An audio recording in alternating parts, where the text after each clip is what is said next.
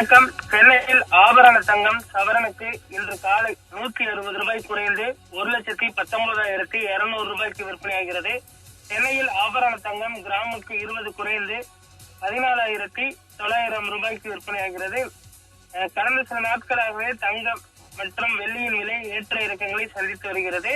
வெள்ளி விலையில் இன்று பெரிய அளவில் மாற்றம் இல்லை. ஆனால் தங்கம் விலை சற்று குறைந்திருப்பது ஒரு நகைப்பிரியர்கள், அதே போன்று நகை வாங்க நினைப்பவர்கள், இல்லத்தரசிகள், நடுத்தர வர்க்கத்தினருக்கு ஒரு ஆறுதல் அளிக்கக்கூடிய ஒரு செய்தியாக இருக்கிறது. இருந்தாலுமே கூட 1,19,000 தங்கம் விலை கடந்திருக்கிறது. அடுத்து வரக்கூடிய ஒரு சில தினங்களில் 1,20,000 நெருங்கும் என்றும் எதிர்பார்க்கப்படுவது குறிப்பிடத்தக்கது. கடந்த காலங்களில் தங்கம் விலை தினந்தோறும் 5,000, 10,000 என்று விலையேறிக் கொண்டிருந்த நிலையில் தற்பொழுது ஒரு சீரான விலையேற்றம் என்பது இருப்பது குறிப்பிடத்தக்கது.